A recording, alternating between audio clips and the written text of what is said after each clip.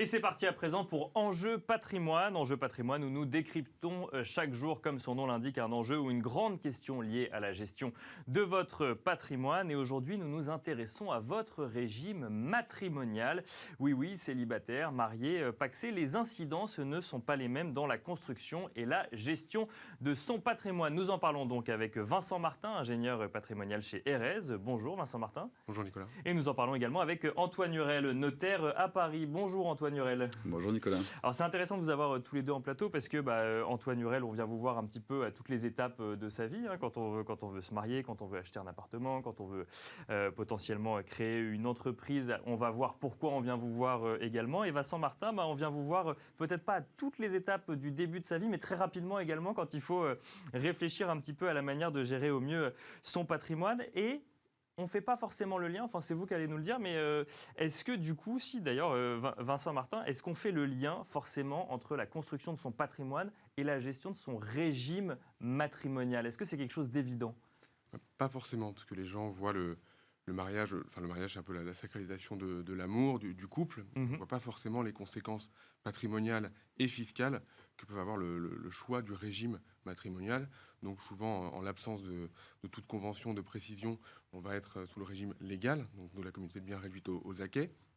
Et les gens ne savent pas forcément que des régimes spécifiques existent en fonction de leurs objectifs, de leur situation personnelle, notamment ce que vous disiez, la création d'une société, donc un créateur d'entreprise, ou des personnes qui vont vouloir avoir comme objectif de protéger leur conjoint, d'acquérir de l'immobilier, et il y a des conséquences particulières. Donc c'est pour ça qu'on peut avoir un conseil sur ce point, en collaboration avec les notaires, bien entendu. Alors, il y a deux points que vous nous donnez, l'immobilier et l'entreprise. On va y revenir. Juste avant, Antoine Hurel, quand on vient vous voir, par exemple, pour un achat immobilier, donc on vous dit, très bien, je vais signer une promesse de vente, j'ai fait une offre, merci de prendre la suite, entre guillemets, puisque maintenant je m'en remets à vous. Est-ce que ça vous arrive souvent de dire... attention, réfléchissez peut-être d'abord à votre régime matrimonial avant de vous lancer automatiquement dans cette première étape de vie, par exemple. Oui, effectivement, ça arrive très, très souvent. Le notaire est là pour donner une vision et des conseils vraiment de manière globale et pas uniquement focus sur l'immobilier. Donc, effectivement, il faut élargir la réflexion. Et effectivement, le régime matrimonial se pose. Le régime matrimonial, juste rappeler, c'est selon l'ensemble des règles légales ou de contrats que les époux choisissent, qui vont régir leur vie patrimoniale pendant toute la durée du mariage, donc c'est-à-dire mariage jusqu'au décès ou le divorce. D'accord. Ouais. Donc voilà, c'est des obligations finalement durant la vie du couple, mais aussi finalement le jour où il y a potentiellement une fin de couple ou autre. Oui, ça a une incidence effectivement sur la fin du patrimoine des époux, et donc ça peut avoir effectivement, vous le rappeliez, communauté, c'est moitié-moitié. Donc on imagine un camembert, à partir du moment où on se marie, 1 euro de gagné par vous, 2 euros de gagné par moi, c'est 3 euros à partager. Ça c'est déjà énorme. C'est-à-dire qu'on ne le sait pas forcément que les 2 euros que vous allez gagner, vous allez être obligé de me les partager. Bien sûr. Mais ça, c'est selon un régime spécifique. On va les détailler ensuite. Exactement. Donc, je rappelais les régimes matrimoniaux, c'est ça. Et c'est uniquement pour les gens mariés. Pour les gens qui ne sont pas mariés et seulement pacsés, il y a la loi qui s'impose automatiquement avec un régime de séparation de biens de la loi, et on peut aussi venir faire un contrat de mariage. Et donc le rôle du notaire, comme vous le disiez, c'est justement de conseiller, parce que à chaque étape importante du moment de sa vie, il faut faire les bons choix juridiques. Et donc le notaire est là pour aider à contractualiser en fait l'avenir un peu des clients. Et donc à l'occasion d'un achat, oui, il faut se poser en se disant, est-ce que j'ai fait un contrat de mariage, est-ce que je veux en faire un, est-ce que je peux le changer, voilà, toutes ces choses-là et ces conseils, on peut les donner à ce moment-là. Parce que du coup, il y a le célibat, le PACS, le mariage, et au sein même du mariage, en fait, il y a plusieurs régimes matrimoniaux envisageables, c'est ça? Oui, c'est cela. Il y en a combien? C'est cela, il y en a 4. D'accord. Il y en a 4. Le premier, c'est le régime de la communauté réduite aux acquets. Ça veut dire que le patrimoine est concerné uniquement et par les acquets, les acquisitions des époux, l'exemple que je vous donnais tout à l'heure pendant le mariage. Voilà, postérieur au mariage. Ouais. Et dans ce contrat, qui est le régime légal, en fait, qui n'est pas un contrat, qui est le régime légal, qui est le régime d'un certain nombre de Français, comme j'imagine vous pouvez le constater. Quand vous dites régime légal, ça veut dire que si jamais je ne précise pas, ce sera forcément celui-là. C'est ça, de facto. Ouais. Et donc ce régime, c'est l'enrichissement des époux moitié-moitié, hormis les époux, ce que reçoivent les époux par succession ou donation. Ça, c'est en dehors, ou ce qu'ils avaient le jour de leur mariage. D'accord. Ça, c'est le premier régime. légal, automatique, sous lequel une grande partie des Français sont mariés. Ensuite, la séparation de biens, qui est l'inverse. Chacun fait ce qu'il veut. Je gagne 1 euro, Même vous après, gagnez vos 2 d'accord. euros, vous Ça les reste mes 2 dépensez, euros, ça j'ai reste bien vos 2 compris. euros. Troisième régime, qui est un peu moins connu, qui est la participation aux acquets. En gros, c'est je suis en séparation de biens, je suis un chef d'entreprise, je veux faire mon business comme je veux, je ne veux pas être embêté, mais à la fin, je veux partager avec ma femme, D'accord. par exemple. Mais à la fin, c'est quoi à la fin? Divorce ou décès. D'accord, Voilà, ok. malheureusement, c'est toujours la même. Et puis la communauté universelle, que vous voyez peut-être avec des gens retraités, où là, on est plus en fin de parcours de vie de couple, et à ce moment-là, on veut vraiment se surprotéger et faire une seule masse globale de tout en disant, si je décède, je veux que tu aies tout.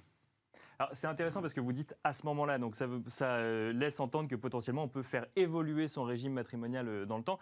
Juste avant, Vincent Martin, là on a eu un peu les définitions que nous a fait Antoine Hurel sur les différents régimes matrimoniaux qui existent. Je rappelle que donc ça c'était pour le mariage, mais il y a aussi d'autres possibilités de choix de vie. Pourquoi est-ce qu'il est important de choisir ou en tout cas d'adapter son régime matrimonial à la construction de son patrimoine? Quels sont les risques dont il faut se prémunir ou à quoi faut-il penser et qu'est-ce qu'il faut anticiper? Alors, dans la pratique, on voit souvent, donc on prend le cas du créateur d'entreprise ou de l'artisan, du commerçant qui va avoir une activité à risque. Comme on parle de communauté du patrimoine, on parle aussi de solidarité dans les dettes. D'accord. Qui sont autres que les dettes ménagères. Donc, en fonction du régime matrimonial, notamment le régime de la séparation des patrimoines, qui dit patrimoine séparé, dit dette séparée.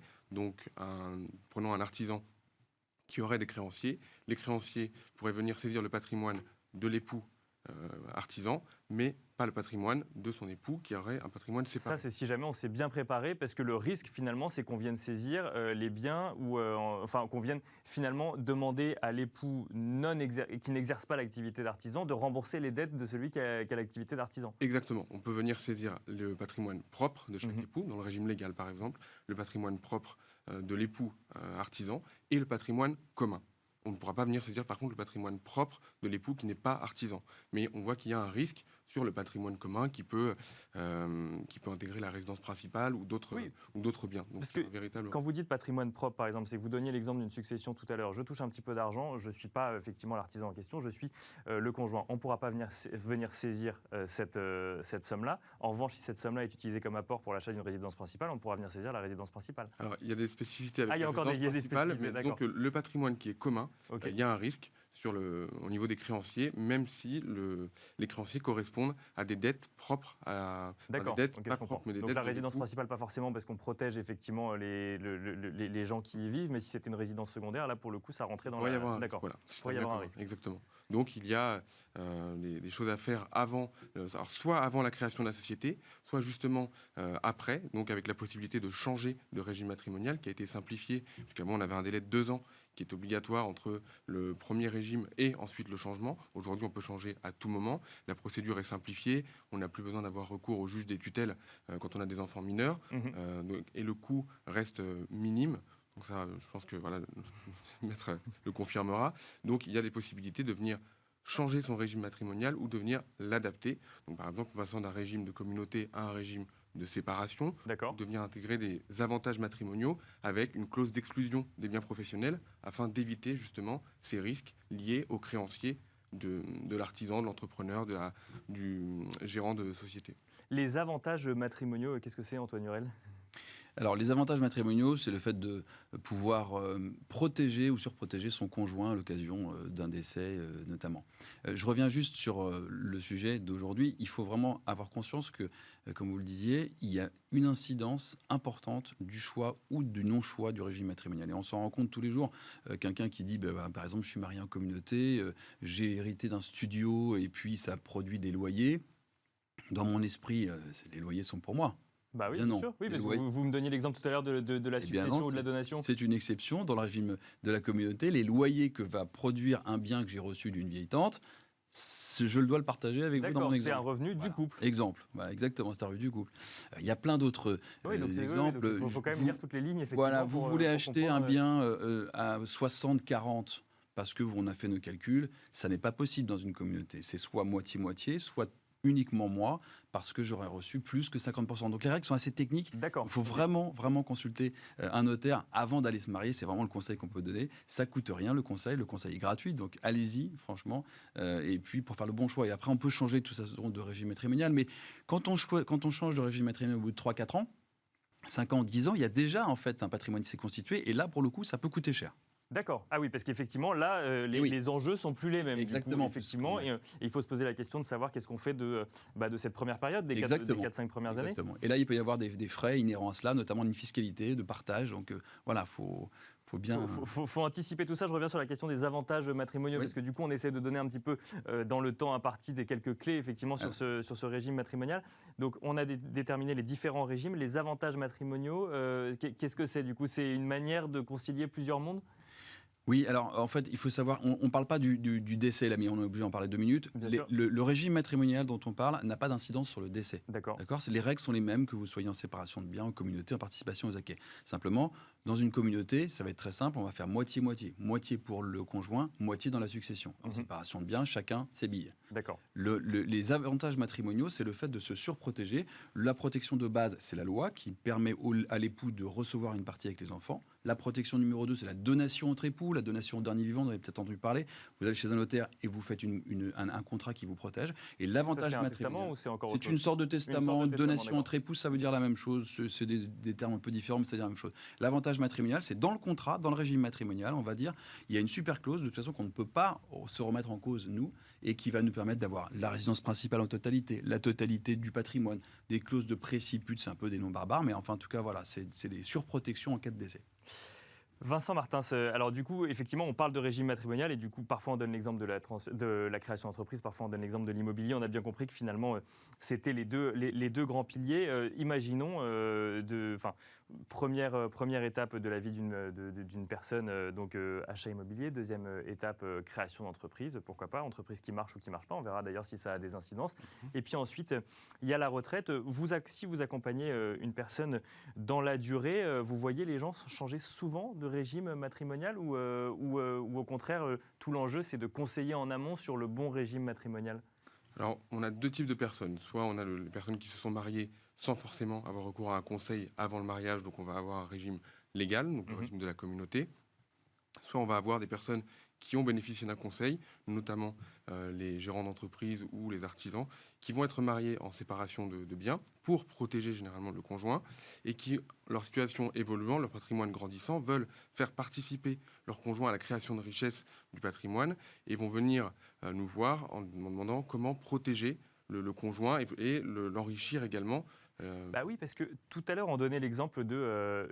on ne veut pas que le conjoint soit solidaire des dettes, mais en même temps, dans le cas d'un achat immobilier, on veut que le conjoint, par exemple, puisse récupérer, en cas de décès, que le conjoint puisse récupérer l'appartement. Donc comment est-ce qu'on allie finalement d'un côté, on veut qu'il profite quand c'est positif, mais de l'autre, on veut le protéger quand c'est négatif? Alors, on peut mettre en place dans les régimes matrimoniaux, si on reprend l'exemple de la séparation des patrimoines, on a dit que les patrimoines étaient séparés, on peut venir créer une société d'acquêt, qui est une bulle de communauté entre les conjoints, à laquelle on viendra apporter certains biens, ce qui pourrait être la résidence principale ou d'autres biens immobiliers. Donc ces biens seront communs, mais l'entreprise, si on reprend l'exemple de l'entreprise, restera un bien propre de monsieur, et donc les dettes resteront propres à monsieur.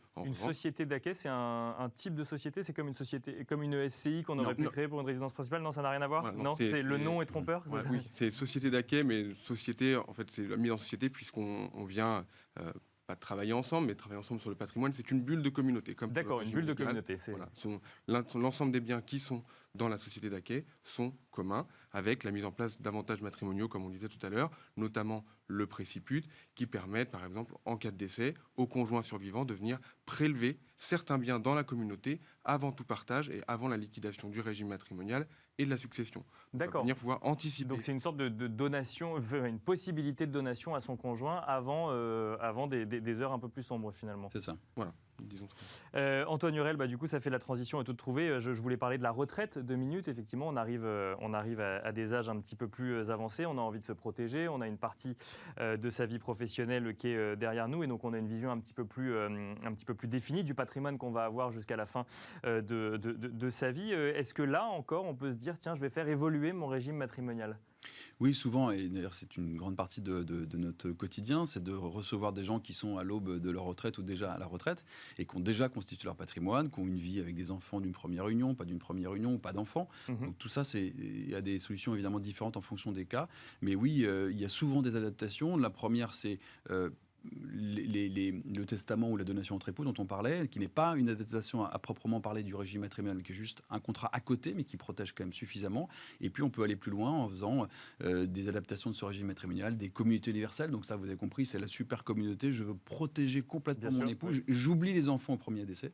Et là, finalement, on peut dire, bon, bah, on s'est protégé, ou en tout cas, on a séparé un peu toute notre vie, mais là, allez, c'est bon, on rassemble tout, on a passé toute notre vie ensemble. Ce qui est souvent une mauvaise idée, parce que vous savez qu'en droit de succession français, plus on saucissonne, entre guillemets, le patrimoine, moins ça coûte cher pour les enfants. Si on fait d'une seule bulle en disant, hop, je mets tout à mon conjoint, et puis ensuite, les enfants récupéreront au deuxième décès, c'est souvent une douche fiscale pour les enfants. Donc tout ça est à regarder avec tempérament. On peut faire des choses beaucoup plus subtiles en faisant des clauses un peu à la carte, en disant, voilà, le conjoint pourra choisir un peu, beaucoup ou pas du tout. Donc ça, c'est vraiment des choses qu'on fait beaucoup. D'accord. On appelle un cantonnement. Donc c'est en cas de décès, le conjoint pourra choisir. Voilà, exactement, en fonction des impératifs fiscaux, des besoins des enfants, etc. Donc c'est des choses qu'on fait de plus en plus. La communauté universelle brute de décoffrage, moi, j'en signe plus aucune dans mon bureau. Voilà. D'accord.